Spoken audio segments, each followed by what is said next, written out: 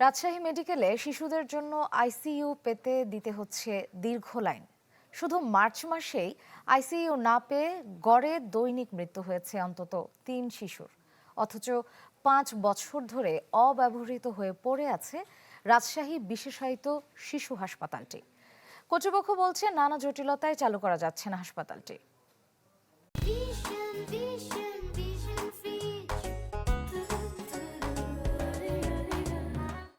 Serial নাই বলছে, না সিট খালি হয়নি।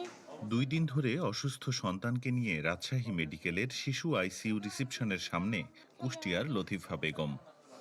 বাজারটা খুবই খারাপ। সন্তানকে আইসিইউতে ভর্তি করবেন তিনি, কিন্তু মিলছে না সিরিয়াল। সদরে ওনারা বলেছিল ওখানে প্রপার ট্রিটমেন্ট হবে না, আপনারা রাজশাহীতে যান, ওখানে আইসিইউতে রাখলে বাচ্চা প্রপার ট্রিটমেন্ট পাবে, বাচ্চা সুস্থ হবে। এখানে তো ইমপ্রুভমেন্ট করছে না, তাই 3 দিন ওখানে নিয়ে এসে রাখছি।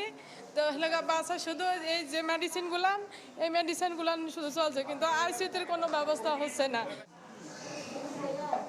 লতিফা বেগমের মতো অনেক অভিভাবকের দেখা মিলবে রাজশাহী মেডিকেলের শিশু ওয়ার্ডে, যারা সিরিয়াল পেয়েছেন কিন্তু আইসিইউ পেতে ৩-৪ দিন অপেক্ষা করতে হচ্ছে।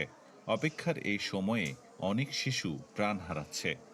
24 তারিখে সিরিয়াল দিয়ে আল্লাহর অশেষ রহমতে আজকে বাচ্চার আধা ঘন্টা আগে আইসিইউতে সিটের ব্যবস্থা করে দিয়েছে। 39 সিরিয়াল ছিল, 4 দিন পরে পাইলাম সিরিয়াল দেওয়ার। কালকে আমার সামনে প্রায় 3টা বাচ্চা মারা গেল এই আইসিইউর অভাবে।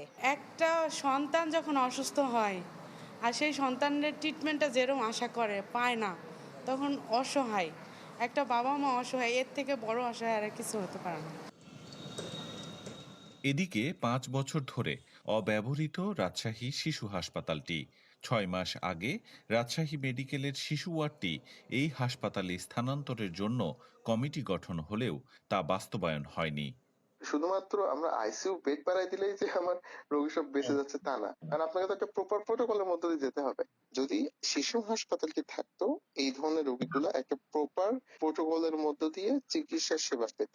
শিশু হাসপাতাল আরেকটা নতুন ভাবে চালু করা, সেটআপ দেওয়া, জনবল তৈরি করা অনেক সময় সাপেক্ষ। আপাতত প্রতিষ্ঠানটাকে চালু করার জন্য ওনাদেরকে পদক্ষেপ নেওয়ার জন্য বলেছিল। পরবর্তী পদক্ষেপ গুলো থেমে গেল নাকি ওনারা প্রোগ্রেস করতেছেন নাকি রিকোয়ারমেন্ট গুলো এখন আসেনি, এটা আমার আপডেটটা আমার কাছে জানা নাই আর কি।